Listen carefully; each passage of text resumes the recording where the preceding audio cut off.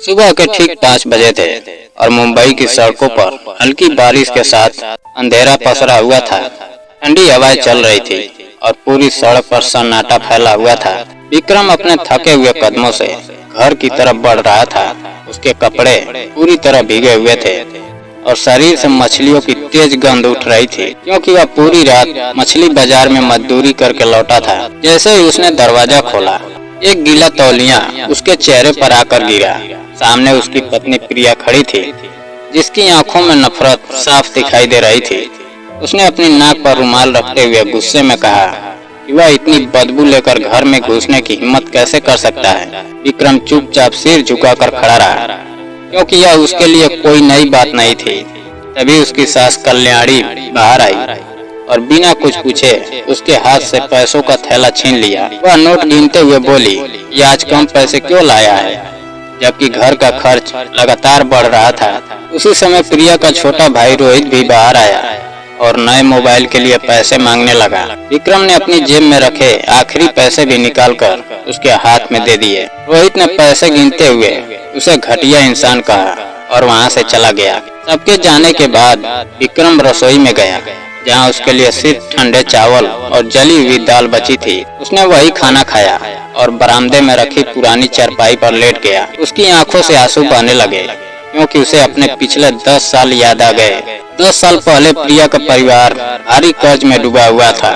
घर बिकने की नौबत आ गई थी और तब विक्रम ने प्रिया से शादी करके उनके पूरे परिवार की जिम्मेदारी अपने सिर पर ले ली थी। बचपन से अनाथ होने के कारण उसे लगा था कि शायद इस परिवार में उसे प्यार और अपनापन मिलेगा, लेकिन धीरे धीरे वह उनके लिए सिर्फ पैसे कमाने की मशीन बन गया। उसने दिन रात मेहनत करके उनका कर्ज चुकाया, घर खरीदा, रोहित की पढ़ाई कराई और हर जरूरत पूरी की, लेकिन बदले में उसे सिर्फ अपमान और तिरस्कार मिला। प्रिया उसे अपने दोस्तों के सामने पति कहने में शर्म महसूस करती थी और कल्याणी उसे नौकर से ज्यादा कुछ नहीं समझती थी।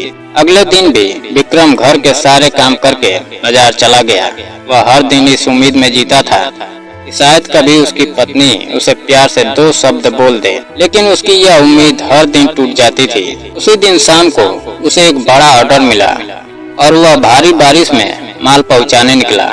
उसे नहीं पता था कि रोहित ने उसकी मालवाहक साइकिल के ब्रेक खराब कर दिए थे। रास्ते में ढलान पर साइकिल बेकाबू हो गई और सामने से आ रहे ट्रक से उसकी जोरदार टक्कर हो गई। उसका पैर बुरी तरह कुचल गया और वह सड़क पर खून से लथपथ बेहोश हो गया।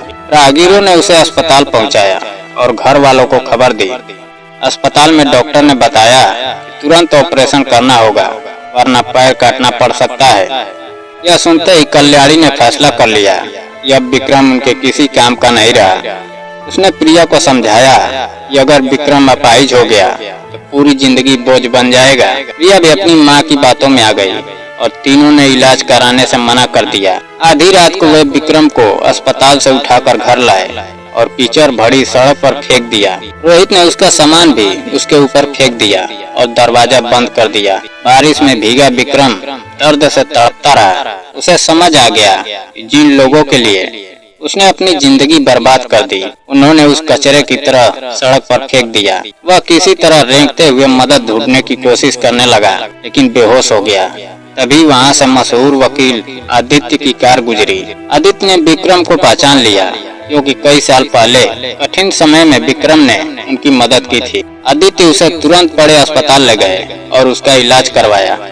कई घंटे चले ऑपरेशन के बाद डॉक्टरों ने उसका पैर बचा लिया। होश आने पर विक्रम ने आदित्य को अपनी पूरी कहानी सुनाई। आदित्य गुस्से से भर उठे और उन्होंने विक्रम को इंसाफ दिलाने का वादा किया। दूसरी तरफ घर में कल्याणी और उसका परिवार जश्न मना रहा था। उन्होंने पड़ोसियों से झूठ बोला कि विक्रम पैसे लेकर भाग गया है। फिर उन्होंने घर अपने नाम करवाने के लिए कोर्ट में झूठा केस कर दिया कि विक्रम शराबी था और प्रिया को मारता था। कुछ लालची पड़ोसियों को पैसे देकर झूठी गवाही देने के लिए भी तैयार कर लिया गया। उधर आदित्य ने जांच शुरू कर दी और सारे सबूत इकट्ठे कर लिए। उन्होंने बैंक रिकॉर्ड निकाले, जिनसे साबित हुआ कि घर की हर किस्त विक्रम ने भरी थी। उन्होंने सीसीटीवी फुटेज भी हासिल कर लिया, जिसमें रोहित साइकिल के ब्रेक काटता दिखाई दे रहा था।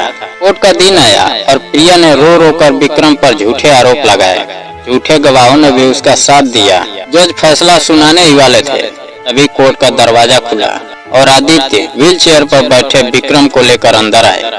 सबके चेहरे उड़ गए। आदित्य ने अदालत में बताया कि विक्रम को जानबूझकर मारने की कोशिश की गई थी। उन्होंने बैंक रिकॉर्ड दिखाए और फिर वह वीडियो चलाया जिसमें रोहित साइकिल के ब्रेक काटता दिखाई दे रहा था। इसके बाद दूसरा वीडियो चलाया गया जिसमें कल्याणी और रोहित घायल विक्रम को सड़क पर फेंकते दिख रहे थे। पूरा कोर्ट सन्न रह गया। जज गुस्से से भर उठे और उन्होंने कल्याणी, प्रिया और रोहित को हत्या की कोशिश, धोखाधड़ी और झूठी गवाही के अपराध में जेल की सजा सुना दी। पुलिस उन्हें हथकड़ी लगाकर ले जाने लगी तो प्रिया रोते हुए विक्रम से माफी मांगने लगी, लेकिन विक्रम ने शांत आवाज में कहा कि अब बहुत देर हो चुकी है। कुछ महीनों बाद विक्रम पूरी तरह ठीक हो गया। उसने पुराना घर बेचकर बड़ी फूड डिस्ट्रीब्यूशन कंपनी शुरू की और शहर का सफल बिजनेसमैन बन गया। वह गरीब लोगों की मदद करने लगा और सम्मान की जिंदगी जीने लगा। दूसरी तरफ जेल में कल्याणी, प्रिया और रोहित अपने कर्मों की सजा भुगत रहे थे। विक्रम जब कभी उस सड़क से गुजरता जहां उसे मारने के लिए फेंका गया था तो वह मुस्कुरा देता, क्योंकि वही रात उसकी जिंदगी बदलने वाली साबित हुई थी। अब उसे समझ आ गया था कि इंसान को कभी अपनी कीमत उन लोगों के हाथ में नहीं देनी चाहिए जो उसके प्यार और बलिदान की कदर नहीं करते। उसने अपने कर्मचारियों को परिवार की तरह रखना शुरू किया ताकि किसी और को वह दर्द न सहना पड़े जो उसने सहा था। उसकी कंपनी धीरे धीरे पूरे मुंबई में मशहूर हो गई और बड़े बड़े होटल उससे माल खरीदने लगे। लोग उसकी मेहनत और ईमानदारी की मिसाल देने लगे। कई बार अखबारों में उसकी सफलता की कहानी छपती और लोग कहते कि मेहनत और सच्चाई कभी हारती नहीं। विक्रम हर रविवार अनाथ बच्चों के पास जाता और उन्हें खाना, कपड़े और पढ़ाई का सामान बांटता, क्योंकि वह जानता था कि अकेलापन क्या होता है। अब उसके चेहरे पर हमेशा सुकून रहता था। दूसरी तरफ जेल में प्रिया और उसका परिवार हर दिन अपने कर्मों पर पछताता था। प्रिया, जिसे कभी विक्रम की बदबू से नफरत थी, अब गंदी बैरक में रहने को मजबूर थी। रोहित पत्थर तोड़ते हुए अपनी जिंदगी को कोसता रहता था और कल्याणी दिन रात रोती रहती थी, क्योंकि जिस लालच के लिए उसने सब कुछ किया था उसी लालच ने उसकी पूरी जिंदगी बर्बाद कर दी थी। एक दिन विक्रम अपनी लग्जरी कार में उसी सड़क से गुजर रहा था जहां उसे बारिश वाली रात मरने के लिए फेंका गया था। उसने गाड़ी रुकवाई और कुछ देर वहीं खड़ा होकर आसमान की तरफ देखने लगा। उसकी आंखों में आंसू थे, लेकिन इस बार वे दुख के नहीं बल्कि जीत और आत्मसम्मान के आंसू थे। उसने मन ही मन भगवान का शुक्रिया किया, क्योंकि अगर उस रात उसे धोखा न मिला होता तो शायद वह कभी अपनी असली ताकत पहचान ही नहीं पाता। अब वह जान चुका था कि जिंदगी में सबसे जरूरी चीज आत्मसम्मान होता है और जो लोग आपकी अच्छाई का फायदा उठाते हैं उन्हें समय जरूर सजा देता है। विक्रम ने अपनी नई जिंदगी में पीछे मुड़कर ना देखने का फैसला कर लिया था और वह अपने उज्जवल भविष्य की तरफ आगे बढ़ गया, जहां सिर्फ मेहनत, सम्मान और सच्चाई की जीत थी।